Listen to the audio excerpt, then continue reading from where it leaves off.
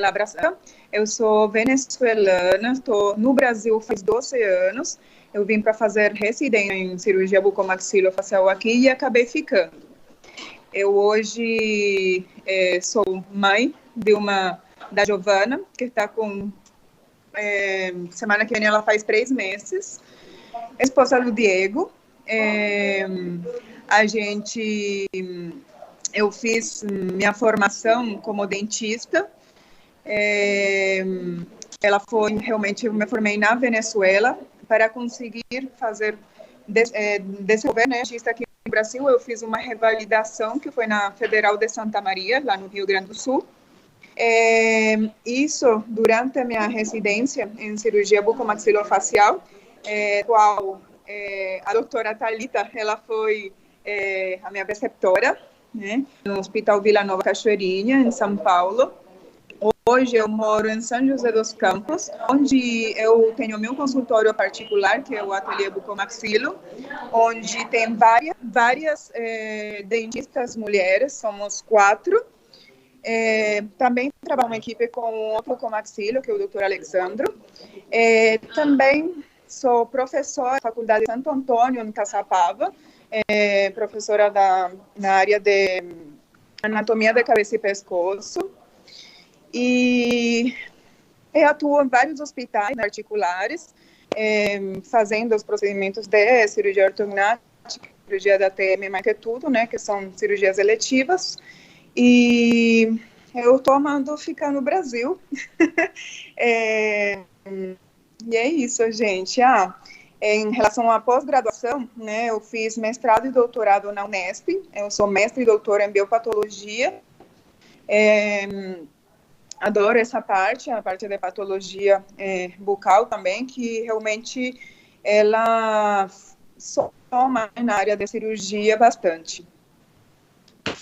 Muito bem. Bom, vou resumir esse currículo, que eu já estou achando que o meu próximo tem que ser o mestrado, né? Estou ficando para trás. Então, se você está como eu e está assistindo aqui a gente, bora para o mestrado, gente. Bora para o mestrado. A doutora Milagros é especialista em cirurgia bucomaxilofacial, mestre-doutora em biopatologia na Unesp e professora da Faculdade de Santo Antônio, Caçapava. Bem-vinda ao nosso bate-papo de hoje. Continuando o nosso bate-papo de hoje, vou chamar a nossa última fera. E que fera! Vamos lá. Eu gostaria de convidar a doutora Thalita Zanuck de Souza a sentar em 3 minutos. Por favor, doutora Thalita. Boa tarde a todos, boa tarde, Dilma, boa tarde, pessoal da Liga. Agradecer primeiro o convite de vocês, né? Sou a doutora Thalita, assim como a Érica lá no comecinho não era minha primeira opção odontologia, minha primeira opção foi medicina veterinária e acabei, tive a grata felicidade de vir parar na odontologia. Ao longo da faculdade me identifiquei muito, né, com a área de anatomia, e acho que desde o primeiro ano de faculdade eu sempre disse que eu faria cirurgia, porque é uma coisa engraçada a criança gostar de hospital, né? Eu não fui uma criança muito quietinha, eu era uma criança muito arteira, que por conta de passar muito tempo dentro de hospital, acabei me identificando com isso. Sou casada com o cirurgião bucomaxilofacial, professor Walter, né? Professor de muitos de vocês aqui. E para quem não é irmão, a doutora Dilma, né? Somos cunhadas. Temos 2 filhos pets, 2 goldens maravilhosos, que entram em muitas aulas da faculdade. A gente brinca que eles já estarão formados em odontologia. Eu me formei em 2001. 2004 eu na especialização. Eu fiz uma especialização sanduíche, né? Especialização na época PMBAN, formei, e segui com uma especialização residência, porque eu fiz durante 3 anos, né? A especialização normalmente são 2 anos, mas nós seguimos por mais 1 ano no Hospital Vila Nova Cachoeirinha, e por lá eu me mantive como freira por 10 anos. Inclusive a Milagros e o Alex, que está com ela na cirurgia, foram meus alunos no momento. E após isso, né, nós seguimos... saímos e tal, né, o serviço acabou e nós acabamos seguindo a nossa carreira aí cirúrgica com o nosso grupo especializado. Então, a partir de 2016, nós formamos o Centro Curador da Face, onde, né, os 2 coordenadores sou eu e o professor Walter, E depois nós montamos logo à frente outro grupo, que é um grupo restrito, né, da área cirúrgica, que é o ITOP, e que agora a gente incorporou no nosso trabalho, e a parte de harmonização, né, que eu falo que é muito importante. Nós temos uma visão cirúrgica para fazer essa área também. Somos agora, né, eu e ele, professor do Instituto Europeu da Face, né, vamos iniciar um trabalho aí na especialização de ROF, e a minha área cirúrgica agora é muito mais eletiva. Eu não tenho consultório particular, né, presto serviço em 2 consultórios. Eu fui coordenadora do curso de odonto também na Anhanguera Osasco, onde eu montei o curso, né, lá na faculdade, mas eu ministro na Anhanguera Santana, Anhanguera Marte, Campus Marte, desde 2007. Inclusive, é uma felicidade muito grande, porque muitos de vocês que estão aqui foram ou são meus alunos, né? Então, isso é uma alegria muito grande ainda. E todo mundo brinca que, normalmente, só olha para o lado que tem uma aluna, professora Thalita. Então, isso me deixa muito feliz e muito satisfeita. Então, acho que é isso. Muito obrigada, cunhadinha, doutora Thalita. Agora que estamos tudo na mesa, já abri meu coração, que esse é o convite para vocês 4, mas vou fazer o resumo do seu currículo, assim como fiz das outras. Cirurgiã dentista, especialista em bucomaxilofacial, mestre em biomateriais em odontologia, professora do European Face Institute, professora do curso de odontologia Anhanguera Marte e Osasco e coordenadora dos grupos Centro Curador da Face e TOP. Muito bem.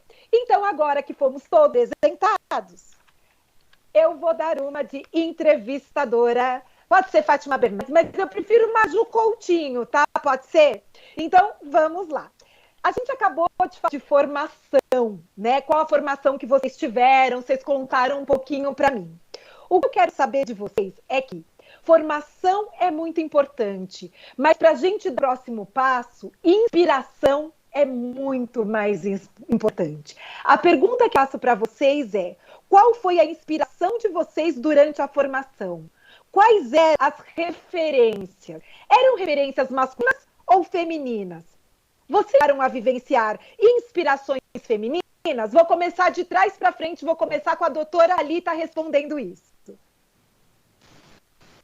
Bom, de modo geral, Dilma, a minha inspiração foi realmente masculina, porque eu tinha uma figura muito severa, muito responsável dentro da universidade mesmo, que foi o professor Valdir Antônio Jorge, onde todos os professores que trabalhavam com ele eram homens. Porém, o meu primeiro curso fora, né, da universidade, o primeiro curso de cirurgia e traumatologia que eu fui assistir foi da doutora Eduína. E aí eu me apaixonei mais ainda, né? A Eduína é catedrática dentro da especialidade, mas a minha vivência toda cirúrgica foi no meio masculino, e por isso o grande desafio. Mas eu tive, sim, as maiores figuras masculinas, mas eu tive ela como uma grande figura feminina, onde me espelhei desde o começo. Milagros. Oi. Então, é difícil falar, né, essa parte, porque realmente eu tive realmente uma inspiração, não me inspirei em alguém para eu gostar da cirurgia e ir dessa formação.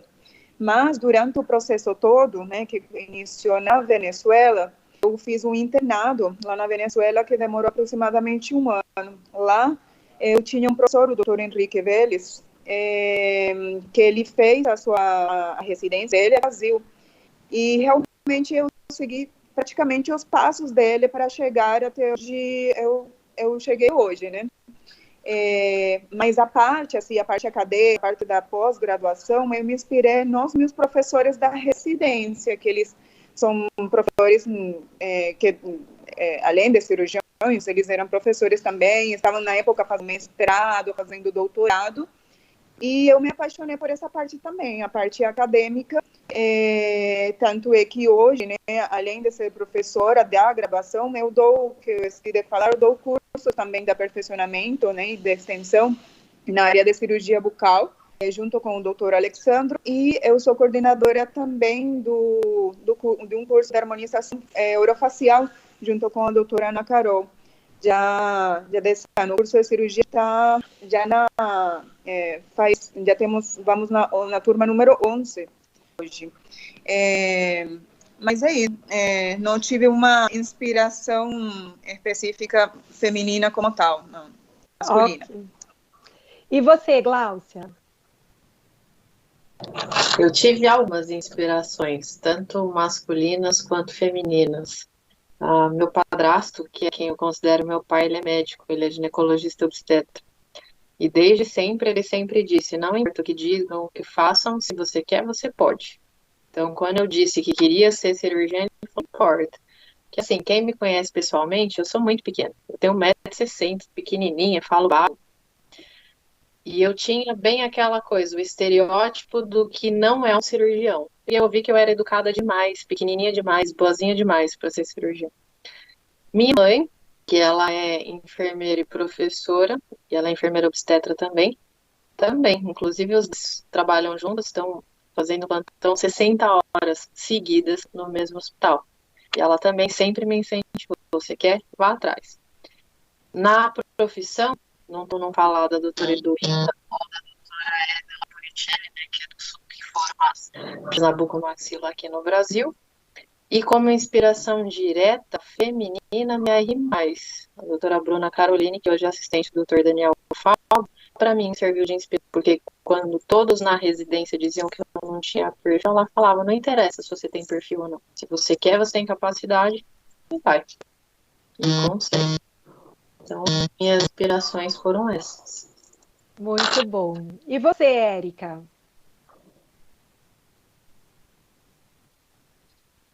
Pronto, desativei. Então, eu não tenho nenhum dentista na minha família.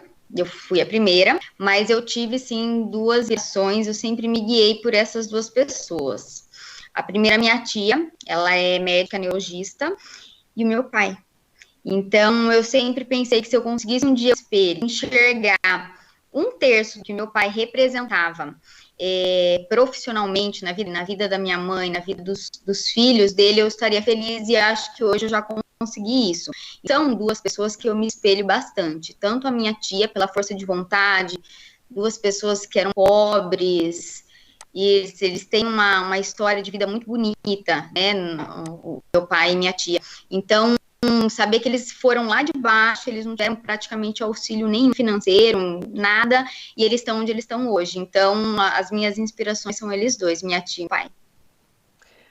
Bacana. E a gente falando de inspiração, surgiu o assunto que sempre surge com nós mulheres, que é as pessoas olharem a gente e falar, não, você não é capaz, não, você não vai conseguir, não, você é muito baixa, não é muito alta, não, você é muito fraca, não, você fala mole, não, sempre não, né? E isso acho que dentro da vida da gente, assim, a gente trabalha todo dia para transformar o não em sim. Mas depois da faculdade, a gente realmente percebe que a vida é outra. A vida é completamente diferente, né? Então, se a gente não tiver bases e noções de como empreender, de como chegar lá, fica muito difícil a gente ir em frente. E o que eu quero perguntar para vocês agora, começando com a Gláucia, como é que você chegou até aqui? Como é que você rasqueou esse sistema, que é um sistema sexista, né, formado por homens, aonde você deu não por tudo que você é, né? E que você colocou para frente, ingressou para frente, falou o verdadeiro desistir jamais e chegou lá. Então eu quero que você me conte, mas conta do coração, não vem falar, não, porque aí o doutor... Não, como é que foi isso? Eu acho que o não já começou na faculdade, porque eu fiz a minha graduação na Unesp de São José, a disciplina de cirurgia maxilar só tem uma mulher, que é a esposa do Dr. Fernando Haldi, e na época ela não estava no departamento. Quando eu disse que eu queria cirurgiã, eles deram risada. Mas você não tem força, você não tem tamanho. Eu falei assim, tudo bem. Tem um professor que é o professor Salima, coitado, até falecido. Na época ele bateu no meu ombro e falou assim, você nunca vai ser cirurgiã, você nasceu mulher, mulher serve parir. Eu olhei e falei, tudo bem, professor. Bati no ombro dele, vamos ver então. Contrariando as expectativas, fui atrás, fui pesquisar estágio, estudar, de sentar a bunda na cadeira mesmo, pegar e comer livro, comecei a ir bem nas provas. Nas entrevistas era o problema. A hora que eu chegava, eu escutava assim, mas você tem certeza? Sim. Ah, mas né, você é mulher, é difícil, dá plantão. Não tem problema. Eu tô aqui disposta. Mesmo ouvindo os nãos, eu acho que nas entrevistas das residências, nos processos seletivos, o fato de eu ter estudado bastante é aquela coisa assim, eles tiveram que me engolir, porque como eu ia muito bem nas provas, não tem como não aceitar, por mais que na entrevista eles torçam o nariz. Entrei no aperfeiçoamento, depois ingressei na residência, mas assim, eu acho que a fase mais difícil foi durante a residência. Houve uma fase lá no Mandaqui, o Mandaqui é um hospital de é o segundo maior hospital depois do HC de São Paulo. A gente tinha um volume de atendimento lá absurdo. E houve uma época que eu era a única mulher. E ainda para ajudar, todo mundo tinha mais de 1,80. No meio do eu sumia. Uma coisa que eu percebi era tudo que era mais difícil, uma vez foi até engraçado, foram dividir uns artigos assim entre os alunos, para os meninos deram um artigo de 5, 6 páginas para traduzir e montar a aula. Para mim, me deram um capítulo de fratura de mandíbula da O, que tinha 80. Sabe, meio que assim, vamos ver se ela quer mesmo. Então, se tem uma coisa que você me pega lá no íntimo, é você falar assim, você não consegue. Aí você o negócio pessoal, como eu comento com o povo, né, quem me conhece, por conta, eu acho que assim, tamanha a minha insistência, aí o pessoal falou assim, acho que essa baixinha vai dar pra alguma coisa. Até o dia, numa cirurgia, o meu R- tinha que apertar um parafuso. E aí ele, não tá, não consigo mais, já apertei o máximo. Eu peguei a chave na mão dele, falei, ainda vai. E um preceptor começou a risar e falou assim, tá vendo? Vocês são em 6, ela é mais homem que todos vocês juntos. A partir desse dia, que os outros residentes, os preceptores começaram a me olhar de frente. Mas uma coisa que eu passei na residência, na época, na residência eu era casada. E acabei pegando uma virose na residência, com todos os sintomas de uma virose. Todo mundo encasquetou que eu estava grávida. E começaram a falar um monte de coisa. Eu fiz um beta-HCG, na reunião com todos os preceptores e os residentes, eu levei o resultado dobrado e entreguei para o chefe, o Dr. Daniel Falco. E ele falou, o que é isso? Eu falei, isso aqui é para que todos vocês vejam que eu tenho comprometimento com o meu trabalho. Quando ele abriu, era um beta-HCG negativo. Então, meio que assim, eu hackeei o sistema tentando me impor, mostrando que eu estava comprometida, que eu não ia desistir, e não importa se falassem se eu era muito pequena, se eu falava muito manso, se eu era muito educada, é a questão do esforço, é a questão do comprometimento e do estudo. Com o passar do tempo, é claro, termina a residência, oportunidade de trabalho, mas hoje eu ainda nos hospitais, eu vou entrar no centro cirúrgico, você era instrumentadora, né? Não, eu sou cirurgiã. Eu já escutei assim, você tem certeza? Até o dia que eu respondi, 9 anos que eu estudei para ser cirurgiã me fazem ter certeza. Então, até hoje Não é fácil não, né, Glaucia? Não é fácil não. Mas... É isso aí. Eu acho importante a gente discutir sobre isso e discutir na presença masculina, porque às vezes esses hábitos são hábitos que estão vindo há muitos anos e que viraram repetição e os homens continuam repetindo, né? E aí é bom ouvir essa história, porque quem está aqui ouvindo com a gente, a próxima vez que vê uma mulher baixinha, de 1,60 m, entrando num cirúrgico, não pergunta. Se você não sabe o que ela é, você pode perguntar: oi, tudo bem? O que você veio fazer aqui? Mas não afirmar, olha, você é instrumentadora, né? Então já vai, isso. Tem certeza que você é dentista, né? Então, ou você é uma cirurgiã, perfeito. E você, Thalita? Me conta um pouquinho mais, Thalita. Eu acredito que eu não tive tantos problemas, porque a Glaucia, por exemplo, ela fez a residência. Eu comecei a idealização. Então, todo mundo sabe que a especialização é um outro sistema.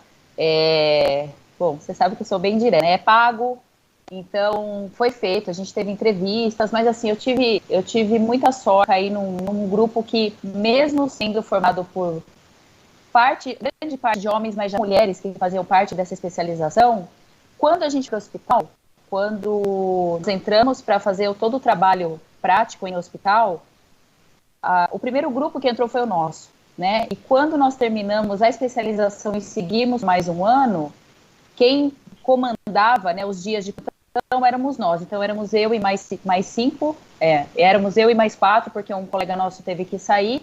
Então cada dia de plantão eu ficando com um de nós. Então foi meio que aquela história da imposição, né? Eu, diferente da sou mais alta, eu não tenho nada de delicadeza. A gente até brinca que eu sou raçuda, meu pai brinca que eu deveria ter nascido homem mesmo, que até os 9 meses de gravidez a minha mãe ia ser Tiago, né? E acabou nascendo a Thalita. Então eu acho que eu acabei me impondo em relação a isso, porque eu me vi ali cuidando de um dia de então, né? E até queria agradecer a outra mulher que eu esqueci de falar, que também foi uma inspiração dentro do hospital, que esteve comigo, que foi a professora Daniela Manteia, que parte de todos os procedimentos cirúrgicos eu aprendi diretamente com ela, e essa sim, era aquela baixinha que se impunha mesmo. E quando a gente se viu ali cuidando dos alunos, a Milagros, o Alex e mais todos os outros alunos que nós tivemos ali, tinha que mostrar o que veio para fazer. E aquele dia era meu e eu tinha que mostrar para que eu estava ali.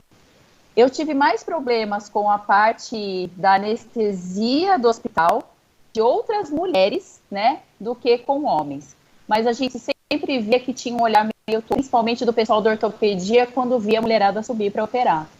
Mas eu nunca liguei para isso. Segui em frente, fiz o que era para fazer, mostrei para o que eu vim e não tive esse tema. Muito bem. Você acha que a sua forma de hackear foi entrando pela especialização, que talvez se entrasse diretamente pela residência, você teria sofrido o que a Gláucia sofreu? Tenho certeza, porque as minhas preceptoras, elas tiveram esse problema. Eu ouvi a Gláucia contando, e eu lembro muito da Daniela contando isso, que quando ela chegou para fazer entrevista, não me engano, na Santa Casa, a primeira coisa que fizeram de pergunta para ela, que se ela tivesse que dormir num plantão hospitalar, se ela se importaria de dormir com outros homens. Mas assim, dormir, de um modo... Dormir, né? Você vai Exatamente. deitar com outros homens, né? E aí ela foi bem, a Dani é bem direta mesmo, ela falou assim, olha, eu sou casada, né? Ela tinha a filha dela pequena na época, mas se eu tiver que dormir em um plantão com outras pessoas, para mim não tem problema nenhum. É isso que eu quero, é isso que eu vou fazer. E ela não entrou. Ela passou por algumas residências e ela não entrou. Ela teve esses problemas. E eu acredito que sim, Di. Foi essa hackeada via especialização, mas eu fui muito bem recebida pelos homens que cuidavam da especialização. Perfeito. Érica, e com você? Me conta. Como foram os diários quando você saiu da faculdade e começou aí a falar assim, é cirurgia que eu quero? Me conta o que foi isso. Olha, eu vou te falar que não foi uma receptividade muito boa.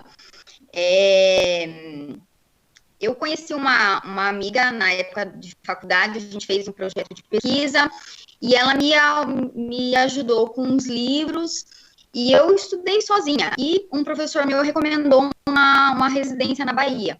Foi a primeira residência que eu prestei. E eu prestei e passei. Então, não prestei mais nenhuma. E quando eu cheguei lá, nós éramos em 12. Eram 11 homens e eu de mulher. 4 no primeiro ano, 4 no segundo, 4 no terceiro. Eu fui extremamente bem recebida pela maioria. Pelos professores, eram 7 homens e 11 residentes. Mas tinha um outro ali que fizeram da minha vida um verdadeiro inferno. Eu cheguei extremamente crua na residência, não sabia, eu tinha tirado 4 dentes na faculdade, ia fazer praticamente nada, eu sabia suturar rosto de pessoas porque eu tinha aprendido no plantão, mas a parte básica, super básica, eu não sabia. E tinha gente que tinha que fazer questão de ensinar, fazer questão de humilhar, tinha um professor que ele batia na mão com um instrumental, ele xingava, né, nem vou falar os nomes, ele batia a mão. Eu falei, na minha mão você não vai bater. Foi na primeira vez que ele tentou bater, eu tirei a luva e saí de campo. Então ali ele ficou assim, já mostrei para ele, não era, comigo não era daquele jeito. E resultado disso foi que ele me convidou para ser estagiária dele no consultório particular dele. E aí eu fiquei. Só que eu não concluí a minha residência. A gente teve um problema no segundo ano. Meu primeiro ano foi fantástico, mas o meu segundo ano foi péssimo. Os anestesistas foram demitidos do hospital, não fizeram um concurso público. O hospital, assim, a gente tinha 7 turnos de centro cirúrgico por semana, e a gente perdeu todos os turnos, mortes e mais mortes e mais mortes, assim, era um hospital público muito grande em Salvador. Então, a gente ficou durante um ano inteiro, e a gente não fazia nem urgência, nem tiro no rosto era urgência. Era urgência, tiro na barriga, tiro na cabeça, mas no rosto. Então, por isso que eu prestei o mestrado e eu acabei abandonando a residência no final do segundo, faltando um ano só, e eu vim fazer o mestrado. Então, isso também gerou uma polêmica, assim, ou seja, a mulherzinha que veio e que foi embora, né? Mas depois eu vou entendendo que eu estava em mim, né? Eu precisava pensar em mim. E aí, eu fiz o doutorado, no mestrado e no doutorado eu não tive dificuldade, todo mundo educado, todo mundo muito bem, claro, é uma fase que eu não gosto nem de lembrar, mas não tive dificuldade, assim, eu não era tratada de forma diferente em relação aos homens. Que quando eu comecei a minha vida aqui em São Paulo, a coisa mudou de figura. Foi como a Gláucia comentou. Não tem um dia no centro cirúrgico, não tem um dia. Eu vou no Hospital Santa Catarina praticamente toda quinta-feira. Não tem um dia que eu não chegue lá e que alguém não olhe na minha cara e fale, você vai instrumentar para quem? Para mim mesma. Não pede nem desculpa. Ou assim, você é enfermeira? Eu falei, qual que é o problema de eu ser enfermeira? Eu não sou, mas tem algum problema em ser enfermeira? Então, assim, e isso parte, o que eu fico mais, assim, passada, que isso parte de outras mulheres, tá? Não é de homem, não. Nossa, desculpa, esse cachorro.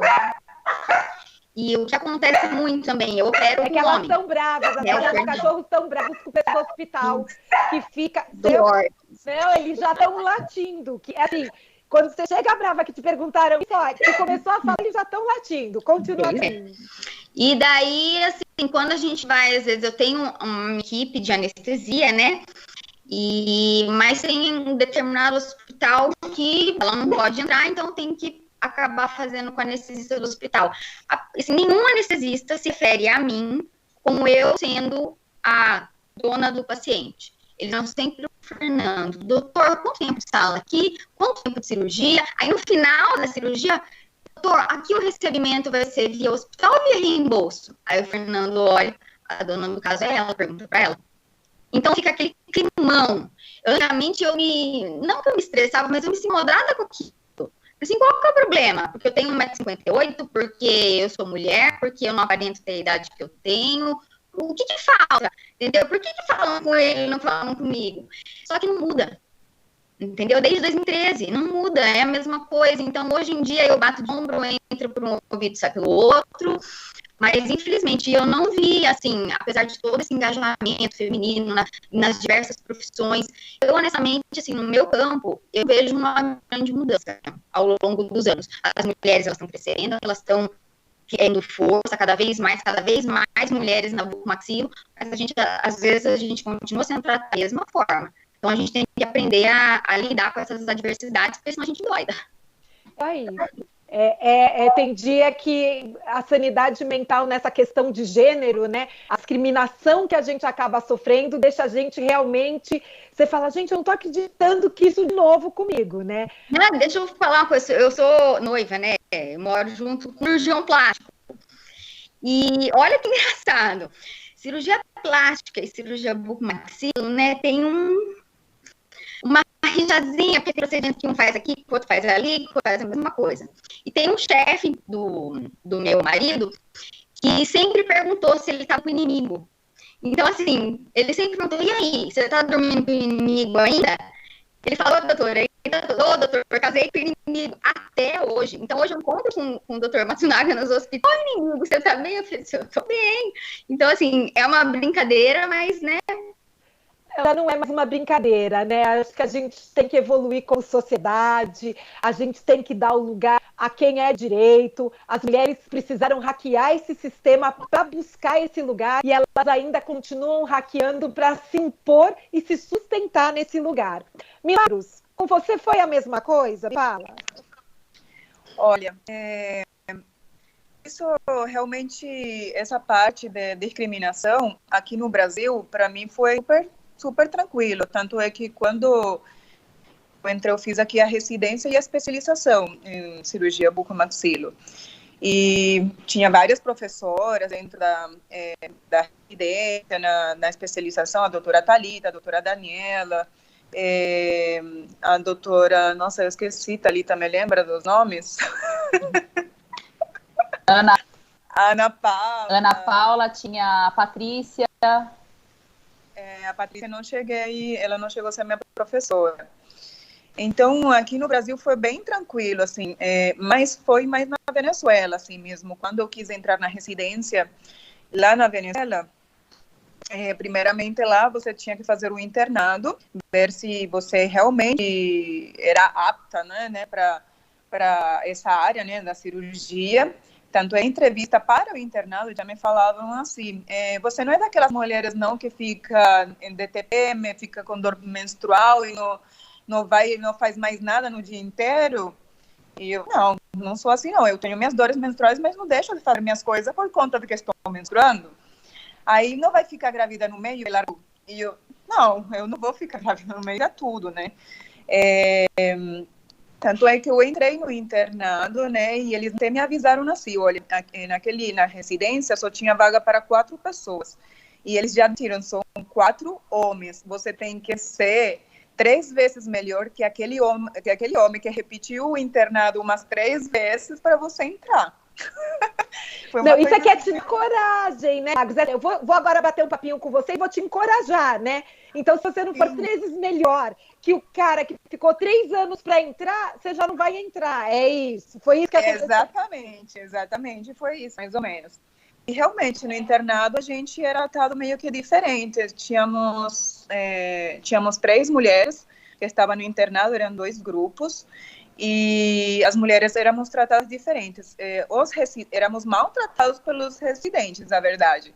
Não tanto pelos preceptores, sino pelos residentes homens. Eles falavam muito para a gente, você tem um cara de bonequinha, você não serve para ser cirurgiã, você é fresca, você não vai conseguir fazer cirurgia nenhuma de 5 horas.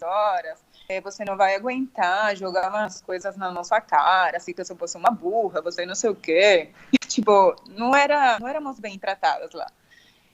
Aqui no Brasil foi bem diferente. Eu não tenho essa queixa, assim. Eu fui muito bem tratada, mulher aqui no Brasil. Talvez por conta de que várias preceptoras eram mulheres. Quando eu falei que não tive nenhuma inspiração assim feminina, realmente eu não que esqueci, mas a delicadeza, né, que muitas vezes falava, você não tem força para cirurgia. Cirurgia não é força, é técnica. E quando eu vi a Thalita fazendo a primeira redução de fratura de côndilo, que às vezes, não que tem que ter força, tem que ter técnica para trazer aquele côndilo que está luxado completamente, né, e não precisa força. Então eu admirei, né. Olha que fácil a delicadeza com que ela realizou aquela cirurgia sem precisar de força nenhuma, entendeu? Então, isso, gente, eu acho que hoje em dia, assim, no nosso trabalho, como ela comentou aí em relação às enfermeiras, né? Quando tem, e aconteceu agora há pouco, lá na cirúrgica, lá junto em São Paulo, não sei se você percebeu, Thalita, mas a cirurgia era da doutora Thalita, eu e o Alexandre fomos auxiliar ela lá, e a enfermeira perguntou alguma coisa, mas não perguntou para a Thalita, que era, tipo, a primeira cirurgia, perguntou para o doutor, precisa de tal coisa? Tipo... Porque ela estava cantando alegre, eu acho. Ele está escutando não, aqui, né? Eu acho que esse doutor Alegre ajudou vocês, já entrou em cirurgia com algumas de vocês que estão hoje na live. E eu acho que é porque quando eu isso para ele deve falar o seguinte: por favor, pergunta para a doutora principal, né, ou para a doutora que está liderando essa cirurgia, realmente não sou eu. E ele tem uma função muito grande na ação de todos os outros. Por isso, Alex, a gente conta com você, hein?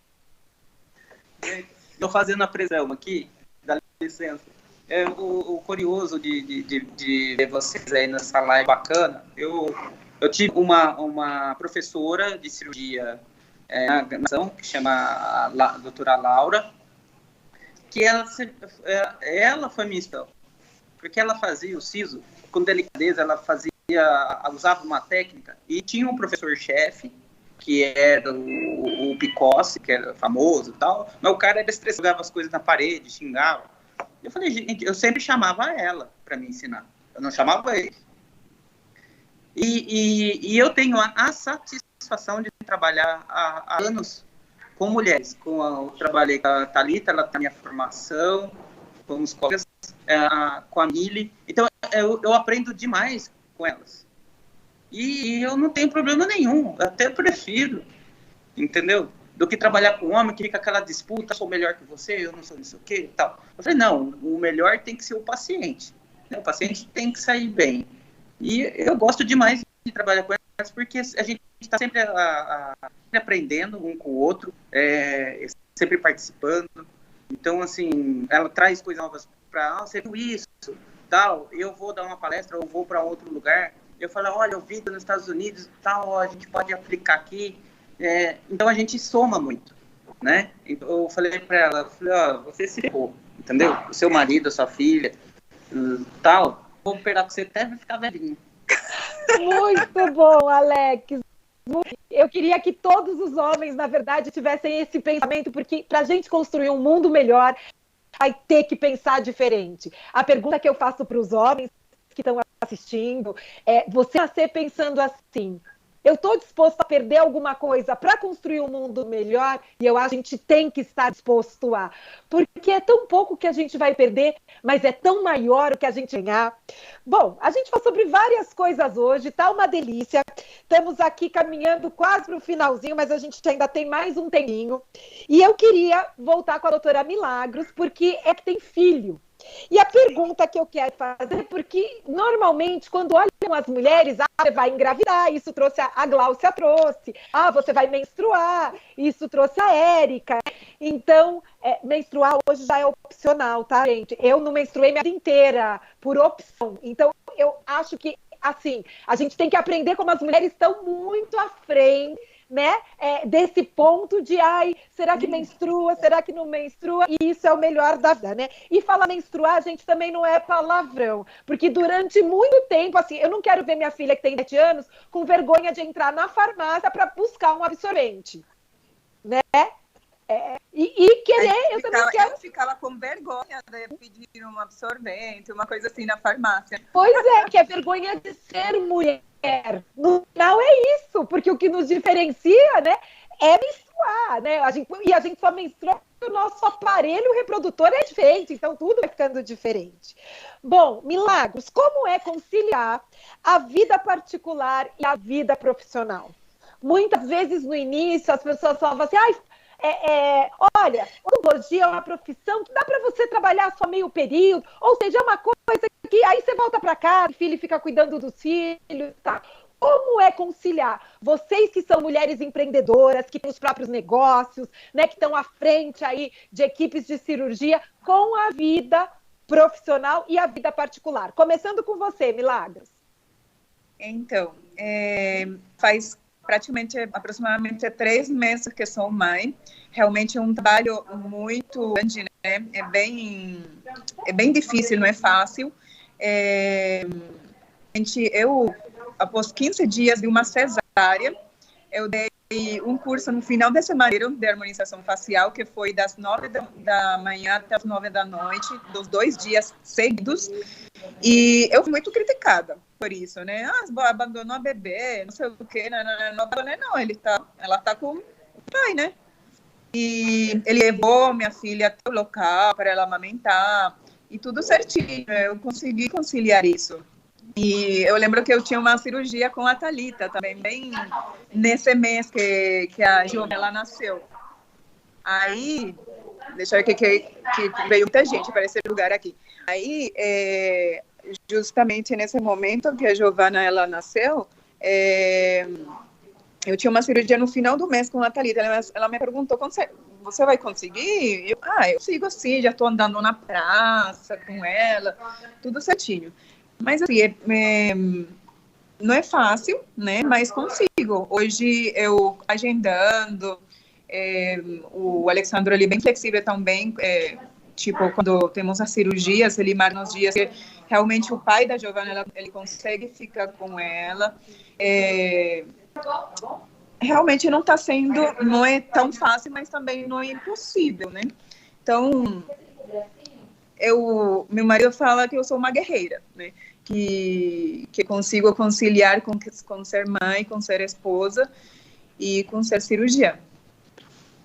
Muito bem, com ser esposa, com ser cirurgiã e com ser uma pessoa que adora fazer crossfit e não abre mão de não fazer. Thalita Zanuck. Como é conciliar a vida profissional da vida particular? Você sabe que eu ouço muito dos meus alunos, professora, seu dia tem 48 horas, você sabe disso, né? Eu não abro mão, principalmente do esporte. Para quem não sabe, eu sou portadora de esclerose múltipla há 20 anos, então no início foi uma necessidade, depois também virou um amor na minha vida. Eu fui corredora por 10 anos e agora por 2 anos eu faço crossfit fielmente 6 vezes na semana. Então, fora isso, hospital, faculdade, consultório, marido, 2 filhos de 4 patas. Não é fácil, mas assim, hoje em dia, depois que eu não posso ser ingrata de forma nenhuma, mas depois que eu, 3 meses atrás, me desvincular da coordenação, fica um pouco mais tranquilo para mim. Eu tenho um pouco mais de tempo para que eu olhe principalmente para minha família de modo geral e consiga organizar minhas coisas. Fora isso, eu também dou curso, eu ouvi a Milagros falando, a gente dá curso direto, não só de cirurgia, mas também de harmonização. Então, assim, não é fácil, né? A gente sabe que precisa de uma agenda muito certinha para que tudo isso consiga ser realizado. O CrossFit eu não abro mão, porque não é só a minha saúde, mas é a hora de liberar, né, as endorfinas, a gente se desvincular de todo o trabalho que a gente tem aí, de todo o nosso processo, né, que a gente passa por várias coisas. Mas se organizando, gente, que é força de vontade, igual a Milagros falou. E até engraçado, o dia da cirurgia, nós saímos quase 2 horas da manhã do centro cirúrgico, o marido dela mandando mensagem da bebê lá, e é assim que a gente leva. Se a gente se organizar, tiver força de vontade, a gente consegue o que a gente quiser. Se a gente quiser, a gente consegue. Então, é bem tranquilo quando a gente tem essa organização. Doutora Érica, complementa pra gente. Eu estou de acordo com a Thalita. Concordo com ela totalmente. Vai muito de força de vontade. Eu achei que depois que eu me estabeleci aqui em São Paulo, que eu iria, nossa, sou autônoma, né, profissional liberal, vou fazer um horário. Não é assim. Coisas vão aparecendo, e se você for de vontade, se tem perseverança, se você é bom naquilo que você faz, se você vai atrás, não falta trabalho. Eu acabei de me desligar de um cargo público achando que, não, de sexta-feira agora eu vou sair 4 horas da tarde do consultório, eu vou, uma sexta por mês eu não vou trabalhar, e assim, não é o que está acontecendo. Porque quando você quer que você realmente vai atrás, as coisas vão acontecendo. E dá tempo para tudo. Dá tempo para tudo, dá tempo de ver a família, dá tempo de ver as amigas, dá tempo de fazer curso, dá tempo de ficar com os dogs. São só 2 filhos caninos, mas eles vão para o colégio todo dia. Eu levo de manhã e eu busco de noite, eu levo de manhã e eu busco de noite. Eles não ficam em casa sozinhos. Filhos, não sei se quero, então estou num processo aí de congelar óvulo. E que tá ótimo. Se você um dia quiser, você pode ter. Se você não quiser, você não pode ter. Congele o óvulo, pense tarde. A gente precisa trabalhar isso nas pessoas, porque ficam sempre julgando a gente, né? Já é uma carga grande que a gente carrega. Então, faça o que você quiser, Érica. Exatamente. E assim, eu fui contar para umas pessoas que estavam, você não quer ser mãe, o que tá dando na sua cabeça? Eu falei, filho, custa falar, nossa, que legal, vai lá, faz mesmo. Não, então tem coisa que não adianta, mas dá tempo para tudo. Odeio academia, odeio qualquer coisa que seja de esporte, mas fui obrigada a começar porque não conseguia subir um lance de escada, né? Então, faço não porque gosto muito, mas faço porque eu tô vendo necessidade. Mas é o que a Thalita falou, é força de vontade. Você tem que ter força de vontade, você tem que ter perseverança, você tem que ir atrás. Tudo meu dia também é totalmente cronometrado, começa às 6h15 da manhã e tem dia que é 11 horas e não acabou ainda. Mas dá tempo para fazer tudo. Perfeito. Você, Gláucia, com esse seu olhar, esse seu 1,60 m, esse cabelo todo arrumado, como dá tempo de fazer unha, que a gente merece também, né? Tem que fazer, né? Dá tempo de ir lá fazer, aplicar, não precisa, porque vocês mesmas, vem aqui você amanhã, né? E tal, pra gente ficar linda. Fala pra mim como é essa conciliação no seu dia a dia. Tem que tentar mesmo encaixar tudo, organizar tudo, como as meninas falaram, com boa vontade, com esforço, dá sim. A unha nem vou mostrar, ó, que tá mais ou menos. Hoje não deu tempo. Aí eu até falei, gente do céu, ó, tem um negócio dos meninos, não vai. O cabelo deu pra dar uma ajeitada, deu mesmo. Mas assim, precisa. Uma coisa que eu sempre falo, lá no curso a gente tem vários alunos, eu falo, gente, não importa, muito tempo atrás eu escutei numa pregação, eu sou evangélica, num evento só para mulheres, uma pastora muito jovem falando assim, não importa o quanto seja o seu 1 minuto, mas a gente sempre precisa se dar o seu 1 minuto. O 1 minuto é aquele tempo em que você tem que reservar para fazer alguma coisa para si. Tanto que às vezes eu brinco com o seu Mar e falo, olha, eu tô saindo, eu tenho que fazer a unha, eu tenho que fazer o cabelo, é o tempo que eu vou reservar para fazer as minhas coisas. Por quê? A gente tem que dar conta, é consultório, é coisa de casa, por mais que às vezes tenha gente que ajude a gente a fazer as tarefas de casa, tem coisa que é a gente mesmo. Então, o dia começa cedo, às vezes antes de chegar no consultório, eu já estou resolvendo coisa do consultório, é aluno mandando mensagem, resolvendo coisa de casa. E quando a gente vê, a gente está no mercado, marcando cirurgia, falando com o paciente, respondendo no WhatsApp, tudo ao mesmo tempo. O Issam Itiba, que é um cara que eu gosto muito, tem um livro que chama Homem, Cobre, Mulher, Polvo. No sentido de que, assim, a mulher dá conta de tudo ao mesmo tempo, que nem um polvo com milhares de tentáculos, né? E o homem é aquela coisa, cobre, ele fala que considerando mesmo a limitação como se fosse um tentáculo só, né? Que o homem é aquela coisa focal. E a mulher acaba se virando em 1000 para dar conta, mas a gente tenta. Em relação, até nem sabia, Thalita, que você fazia crossfit. Eu amo crossfit. Fiz durante quase 3 anos diariamente com a pandemia e as coisas fechando, eu fiquei meio preguiçosa, mas eu preciso voltar. E uma coisa que você falou que é importante, para mim, a questão do esporte não é só saúde, o corpo, é cabeça. Teve uma época que eu lutava Muay Thai e foi bem na fase assim, ruim do meu casamento, perto de divórcio. Gente, eu chegava possessa da vida na academia, até o professor uma vez falou assim, nossa, eu nunca vi uma aluna tão focada. Eu falei, não é foco, não, é ódio mesmo. É ódio. Então, assim, todo o estresse, todo o problema, situação horrível, divórcio, casamento ruim, a minha válvula de escape naquela época era o Muay Thai. Teve um dia que eu achei que eu ia derrubar um saco de areia. Então, hoje eu até comento com os alunos, assim, tem uma válvula de escape, algo, seja esporte, caminhada, alto impacto, o que seja, a gente precisa. Claro que tem a questão da saúde, a gente passa muitas horas em pé, postura, mas isso aqui tem que estar em ordem, senão vai dar para conciliar tudo sim. Tem que voltar, Gláucia. Preciso, nossa, eu até falei pro seu Marcos, eu tava vendo um negócio na internet, já até achei um aqui perto, eu preciso nem levar às 6 horas da manhã. A gente fala da força de vontade, mas durante a época de pandemia que ficou fechada, nós fizemos em casa sagradamente todos os dias. Não podia deixar de fazer. E a história do Bravo, tem que eu tô mega estressada, é o dia que eu levanto mais peso. É uma maravilha. Isso é ótimo. Perfeito, tá? Você chega em casa leve, que nem uma pluma, toma um banho, você dorme igual um neném. Ah, beleza. Exatamente. E o Valtinho é focado também. Você teve a sorte de ter um marido focado também na parte de exercícios. Eu fazia mountain bike, né? Antes de engravidar. E eu preciso agora começar a lidar isso, né? A bebê, o trabalho, a mountain bike, a academia. É muita coisa, né, gente? Muita coisa, Milagros, mas aproveita essa fase. A minha tá com 17 anos, agora estou no estresse, que amanhã ela presta a universidade, já passou na ESM, não teve ainda Enem, não teve ainda a FUVEST, não teve nada, mas amanhã ela presta a PUC, que é a segunda opção de vida dela. Então, é outro estresse. Quando é pequenininho, a gente leva para qualquer lugar, é aquele cheirinho que você põe, dorme, dá... amamenta, bota de novo e vai. E também, se não quiser amamentar, não amamenta. Eu acho que a gente tem que fazer aquilo que a gente quer. Mas agora eu quero fazer a pergunta saia justa.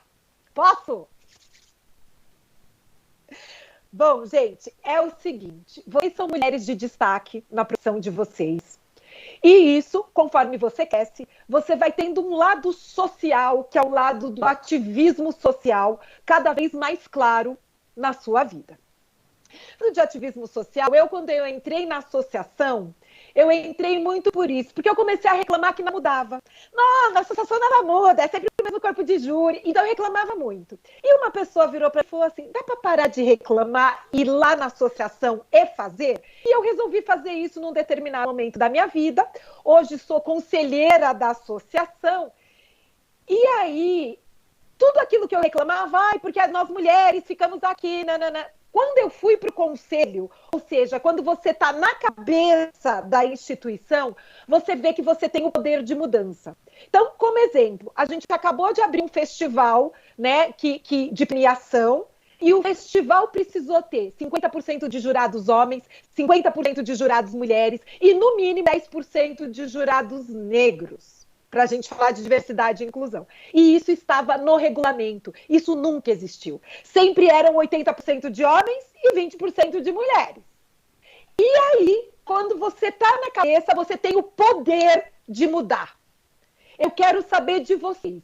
Aonde é que vocês querem estar socialmente no futuro para empoderar mais mulheres e para mudar esse jogo? Porque eu estou ouvindo, porque a gente quer mudar, porque isso é no hospital. Quantas mulheres são presidentes de hospital? A hierarquia ainda está masculina.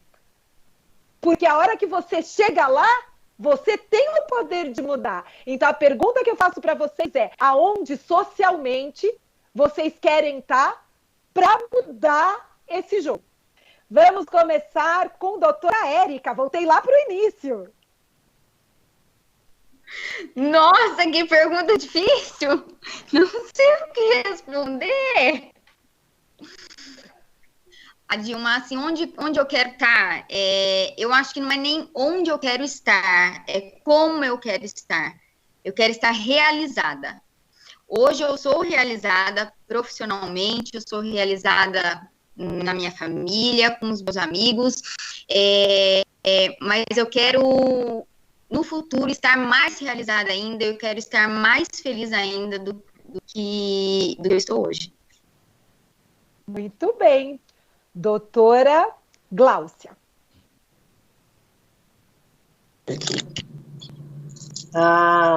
Eu acho, para essa pergunta, eu tenho voltado minha formação para a educação e para a formação de novos cirurgiões.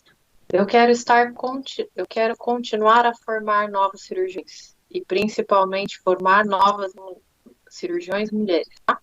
Hoje o que eu percebo nos cursos de especialização e residência, um número crescente de mulheres ingressando nos cursos, mas eu observo ainda a mulher num papel secundário. Hoje a mulher ela pode ser bucomaxilo, mas ou ela é assistente de alguém, ou ela ajuda alguém, um papel secundário na equipe. Por que isso? Porque a mulher não pode ser chefe de equipe? Por que ela não pode chefiar uma equipe? Por que ela não pode ser coordenadora de um curso, ser coordenadora de uma faculdade? Então eu vou continuar na área de formação. para que cada vez mais mulheres possam falar assim, ah, não, ó, a professora, ela participa ativamente, está em congressos, eventos, participa da sociedade, dá curso fora, isso, aquilo. Se ela pode, eu também posso, porque eu sempre pensei assim, desde sempre. Às vezes as pessoas falam assim, ah, mas é difícil. Eu acho que a gente tem que partir do princípio, se alguém conseguiu, por que eu? Então, na área de formação, para cada vez as mulheres, e sair dessa coisa do, ela é cirurgiã, mas ela é assistente do cara, ela fica puxando ferro, fica afastando pro cara 10 anos, 20 anos. Não. Quando eu comecei a trabalhar com o Vladimir Genovese, que aliás eu até esqueci de comentar dele, mas ele foi uma inspiração. Se eu sei alguma coisa de ATM, hoje eu devo a ele. Quando eu fui conversar com ele para ser estagiária dele, ao telefone, ele falou assim, mas você é residente não tem tempo. Eu falei, não, doutor, no R3 eu tenho 1 dia e meio na semana e eu queria aproveitar esse 1 dia e meio. Ele falou assim para mim, vai pro shopping, mulher gosta de shopping. A lata, eu falei assim, se eu fosse esse tipo de mulher que gosta de shopping, eu não tava na residência, eu tava no shopping. E aí aquele silêncio, assim, aí eu pensei, gente, eu e minha boca, que eu sou meio bocuda, tá? Eu só não tenho o tamanho, mas a boca é enorme. Ele riu e falou assim, vem aí. O fato de eu ser bocuda e não abaixar a cabeça, nesse aspecto me abriu portas. Até ele. Às vezes ele falava alguma coisa, as antigas assistentes que ele tinha ficavam quietas. Eu na lata. Uma vez ele virou, eu operando uma TM, ele entrou assim e falou assim, desculpa a palavra, tá? Mas eu vou repetir o que ele falou. Ele falou assim, que merda que você tá fazendo aí? Eu falei, que merda? Bota os óculos primeiro, porque o senhor não enxerga sem óculos. Aí o senhor vem falar se eu tô no merda ou não. Então eu era bem bocudo. Então a gente tem que sair dessa coisa do eu sou assistentezinha, eu vou ficar passando. Não, eu sou cirurgiã e eu opero. É isso aí. Adorei. Ô, Milagros, e você? Eu. Enquanto a minha realização, certo? Eu hoje me sinto realizada. Realmente eu sempre quis não ser referência, mas estar bem na minha profissão. E hoje eu me considero uma boa cirurgiã, modéstia à parte, mas tem que se considerar uma boa cirurgiã para você ser, certo? Eu me considero uma boa cirurgiã, eu me considero uma boa professora, eu com certeza me considero uma boa mãe e uma boa esposa também. Eu hoje estou realizada, realmente. Eu nunca quis realmente ter um consultório próprio para mim, mas aí no final eu acabei achando que seria uma boa ser empresária, tipo, ter meu próprio consultório, ter outras dentistas que trabalhem nele também, que me ajudam.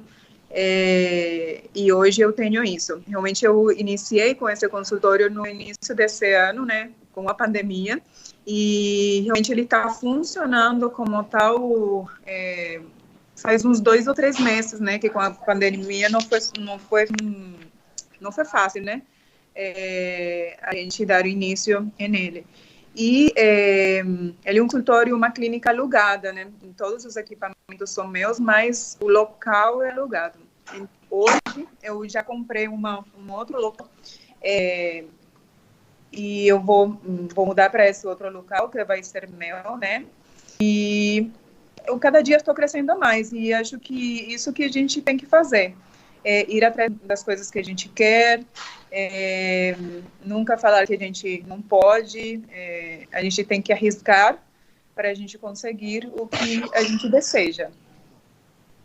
Perfeito. E você, Thalita?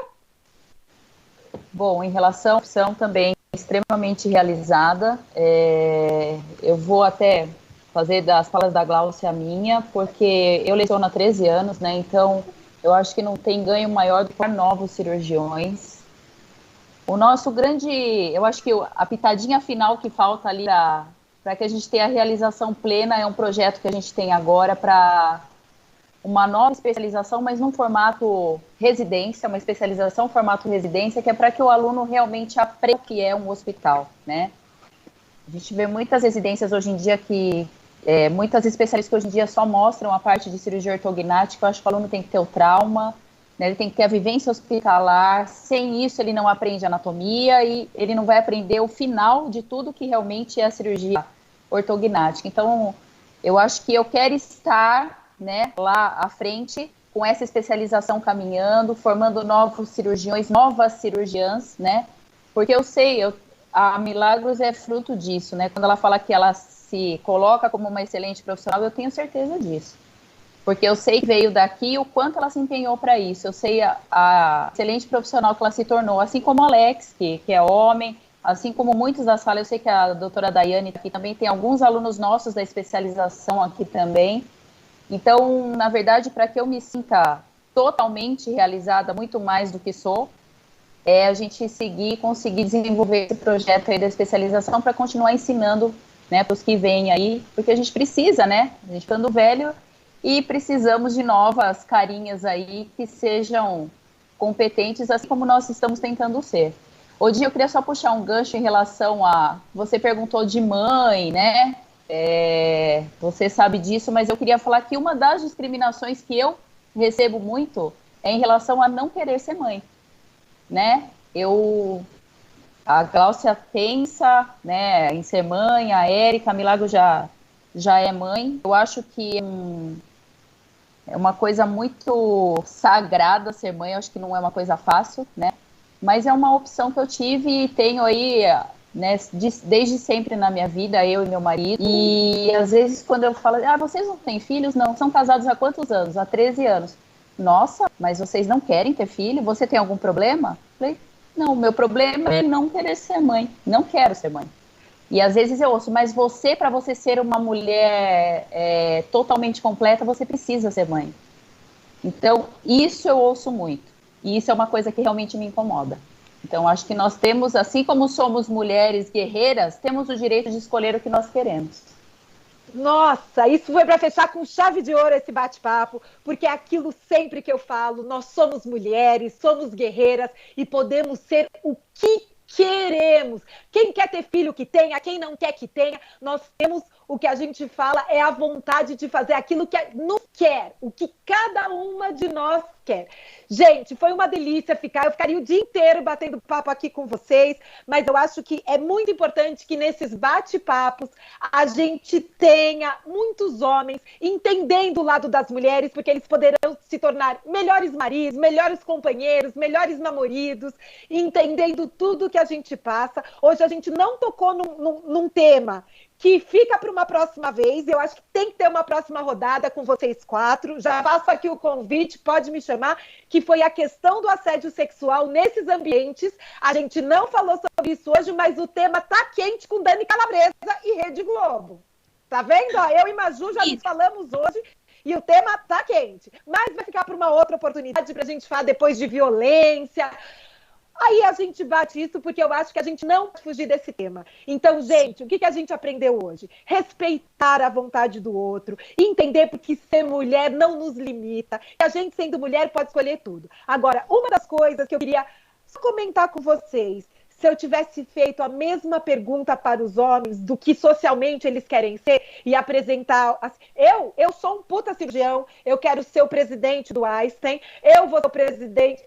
Gente, nós também precisamos pensar isso. Então, eu quero a doutora Thalita como presidente do Hospital Albert Einstein, eu quero a doutora Gláucia como presidente da cadeia lá, o maior órgão de cirurgia bucomaxilofacial, eu quero a doutora Milagros num projeto universitário, e eu quero a doutora Érica ali no Hospital 9 de Julho, todas as unidades, porque aí sim, aí a gente vai conseguir mudar, porque nunca, dentro do treinamento que será feito, terá o que a gente chama de viés inconsciente, que é olhar para as mulheres e acharem que não pode. Isso a gente tem que treinar todos os dias. E para mudar, só estando na nossa cabeça. Minhas presidentas, né?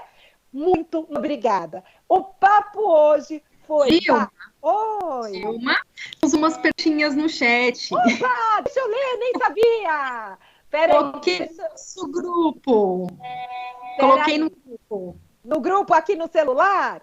Isso. Pronto, gente, desculpa, olha que falta de educação. Imagina, fica tranquila, não tem problema. Gente, sensacional, todo um elogio no chat. Sensacional mesmo, demais. Uau, gente! Opa! Olá! Aí vocês decidem aí quem é que vai responder o quê, ou eu vou direcionando aqui. Deixa eu ver as perguntas. Tem. Pronto. Vamos lá. Vamos começar com a doutora Gláucia. Qual o primeiro passo a fazer depois que se forma para ingressar na área da cirurgia? Primeiro passo... Que a gente precisa dar para seguir a carreira de cirurgia? Estudar e definir se você quer entrar numa especialização ou numa residência. A residência, a dedicação exclusiva, tem a questão da impossibilidade de trabalhar. Eu não diria impossibilidade, vamos colocar dificuldade, tá? Porque na residência eu trabalhava aos sábados. A partir do momento que você definiu se você quer a especialização ou a residência, a especialização, o ingresso acaba sendo um pouco mais fácil, você tem a possibilidade de trabalhar. Na residência, estudo bastante, porque as provas não são fáceis. Além do que nas residências, as entrevistas e prova oral, eles exigem que tenha alguma experiência. Então, para quem está na graduação, já vá direcionando a carreira, já pensando na bucomaxilo. De que forma? Monitorias na área de farmacologia, anatomia, cirurgia, apresentação em congressos, participação em congressos, em cursos, assistir aula online, tudo isso para dar uma turbinadinha no currículo que vai contar. Muita boa vontade e, assim, ter noção de que a bucomaxilo é maravilhosa. Eu amo o que eu faço, sou apaixonada pelo que eu faço, mas a gente acaba tendo que entender que algumas coisas na nossa vida vão acontecer num tempo diferente dos colegas. Então, eu estou com 10 anos de formada, de dentista, de odontologia. Com 5 anos de formada, enquanto eu estava lá na residência, o pessoal estava montando consultório, casando, fazendo isso, fazendo aquilo. As coisas acontecem numa velocidade diferente. Eu até comentei. Até a Thalita falou da questão de ter ou não filhos. Eu tenho 35 anos, eu não tenho filhos ainda. A maioria das minhas amigas tem filhos, já estão casadas. Eu tenho colegas de turma que tem filho de 12 anos já. E assim, eu não tô com pressa ainda. As coisas acontecem numa velocidade diferente. Determine se é o que você quer. Eu quero ser cirurgião, eu tenho noção do preço a pagar. O esforço, o estudo, às vezes não tá em casa. É Natal, você tá de plantão. Perdi a conta de quantas vezes, tinha festa, aniversário, isso, casamento. Ou eu tava na residência, ou eu tava operando, ou eu tinha alguma coisa para fazer. E determinar, eu quero a especialização, o caminho é esse. Residência, eu vou ter que estudar um pouquinho mais, eu vou ter que dar uma turbinada no meu currículo e, no caso da residência, entender que os próximos 3 anos tem a dificuldade em relação ao trabalho. Muito obrigada. Com isso, a gente respondeu a pergunta da Nicole e da Josi, ok? Não sabia que era 2, mas a gente já, lendo aqui, respondeu. Eu vou passar agora para a doutora Érica. Diante de tantas mulheres maravilhosas, queria saber o que elas acham de uma pós em bucomaxilo aos 45 anos de idade e se é possível ou se é muito tardio. Perfeito! Nada, não tem nada de tardio. Absolutamente nada. 45 anos, você é uma menina ainda.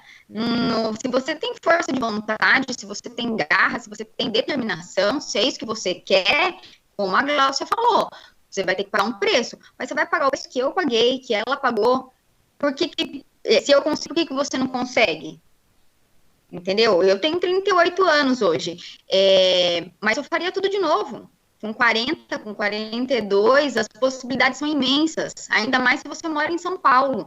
São Paulo tem assim, um leque para você escolher de residência, de especialização, para você turbinar a sua carreira. Você está no centro aqui do Brasil. Então, eu acho que se é isso que você quer, vai à luta sim. Só vale a pena você determinar se você vai querer fazer a residência, se você vai querer partir para uma especialização. Honestamente, eu acho que a residência vai te trazer, se você é isso que você quer, vai te trazer frutos melhores. Não digo que vai ser mais fácil depois, porque início é sempre difícil para todo mundo, mas eu acho que vai trazer um caminho melhor. Você vai ter mais opções, você vai conhecer mais gente. E o problema é o que você falou, tem residência que você não consegue trabalhar, tem residência que é muito difícil de você trabalhar por fora, mas vai à luta. Eu acho que se você tem vontade, se você tem garra, por que não? Quantos amigos meus que são dentistas, especialistas, mestres e doutores e pós-doutores e que hoje estão fazendo medicina? Por quê? Não sei por quê, mas eles querem fazer medicina, eles são alunos de medicina. Tem 3 amigos. Então, se é um sonho seu, luta que você consegue, sim.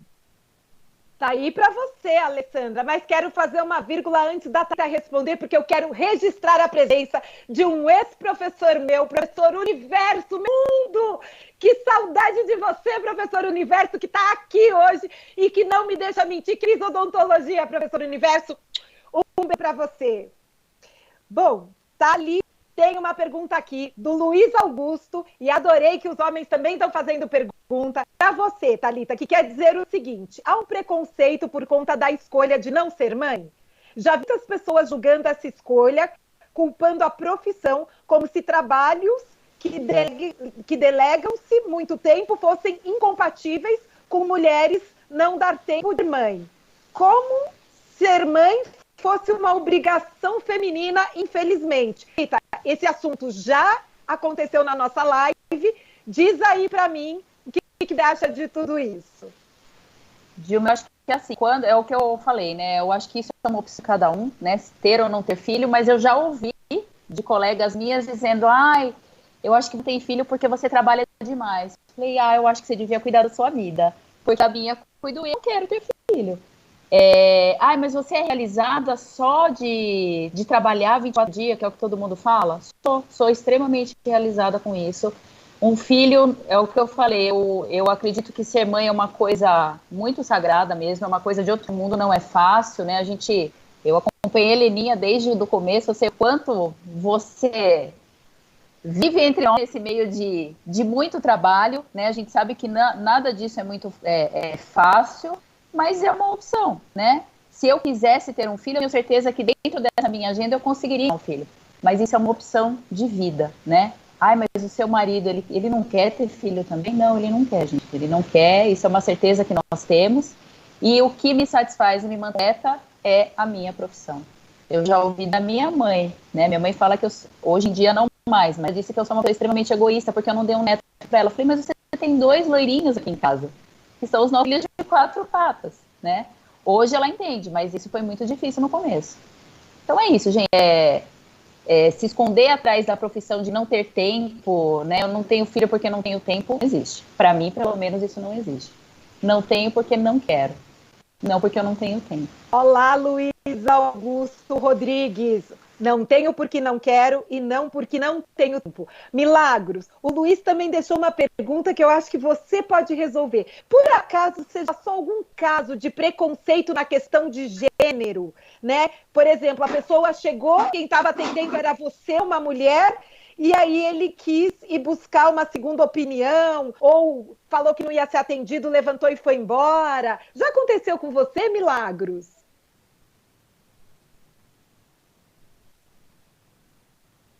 Milagros caiu. Oi, estou aqui. Voltou. Então, realmente não, realmente faz ao contrário. Aí no nosso consultório, realmente quando eu trabalhava junto com o Alexandro, no mesmo consultório, a gente atendia os pacientes juntos, aqueles pacientes cirúrgicos e tal, e eles até preferiam, né, passar comigo porque eu era mulher mais delicada. Eu não tive esse problema, não. Só teve, acho que, um paciente, assim, que ele falou: mas você vai me operar? Não é um homem? Eu: não, sou eu que vou operar. ele acha, nossa, mas você parece tão novinha e tão delicada. E essa minha cirurgia é tão pesada e eu tão grande. Você vai conseguir? E eu, é claro que eu vou conseguir, não é força, é técnica, né? É só saber fazer. Eu acredito, sim, que não tive muito problema em relação a isso. Bacana. Estamos aqui caminhando para a última pergunta, aí vocês decidam quem prefere responder, mas eu acho que, na verdade, essa pergunta é para vocês 4, minhas leoas. Qual dica vocês dão para quem quer seguir a carreira de buco, fazer residência em relação a currículo? Isso já falou. Como melhorar... vai apresentar trabalho, vai para congresso, vai escrever artigo, vai ser monitor. Até eu já sei o que eu tenho que fazer para seguir essa carreira. Mas eu não vou, tá, gente? Porque se eu for, vai ter que comer muita poeira. Gente, obrigado a todos pela presença. Foi um prazer estar aqui com vocês. Doutora Érica, Dorita, doutora Milagros e doutora Gláucia. Muito obrigada por vocês abrir o coração e compartilhar essas histórias e que a gente, juntas, consiga construir no futuro um mundo muito melhor. Liga Manganello, obrigado pelo convite. Meu irmão, aquele de camiseta cor-de-rosa, se vocês ainda não conhecem essa história, precisam me conhecer melhor, porque o professor Walter, sua infância, a camiseta cor-de-rosa, e quando eu palestro e pergunto quem sou eu, todo mundo aponta para ele. Essa é a pura verdade, tá? Se você quer conhecer um pouquinho mais da Dilma, tem um TED que se chama Teoria dos Ciclos, que fala justamente sobre todos os ciclos da minha vida, que tem ciclo que demora mais, tem ciclo que é mais rápido, temos que ter ciclos de pausa, ciclos que a gente queria que demorassem mais, e lá no TED, Dilma Souza Campos, e nas redes sociais, @Dilma Souza Campos no Instagram, ou no link vai ficando em contato. Gente, eu fico por aqui, adorei essa tarde, e professor. Pessoal, não vai embora, porque tem sorteio. Tem sorteio. Os participantes, doutoras, eu gostaria muito de agradecer a participação de todas, pela liga, sabe? Foi muito especial para todos nós. Dilma, putz, sem palavras para você, viu? Muito obrigada. Então, pessoal que estava nos assistindo agora, por favor, fiquem, porque a gente vai fazer sorteio do pijama agora. Tá bom? As doutoras, muito obrigada, um excelente final de semana. Universo, muito obrigada por estar aqui. Doutora Érica, doutora Gláucia, doutora Milagros, acredito que já tenha saído. Gente, muito obrigada. E doutora Lita também. Um abraço, gente. Muito obrigada. Tô aqui. Obrigada. Pessoal, vamos lá. A gente vai fazer o sorteio. Eu vou só ver aqui se tá todo na listinha certinho. Já vou compartilhar a tela com vocês, tá bom?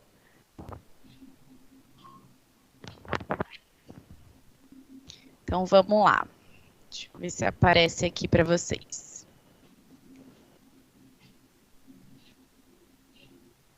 Tá aparecendo aí, Ale? Vê se tá aparecendo essa tela aqui.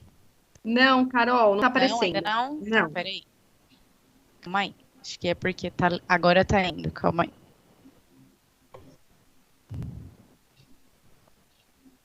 Quando aparecer, você me fala, tá? Apareceu. Apareceu? Uhum. Então tá.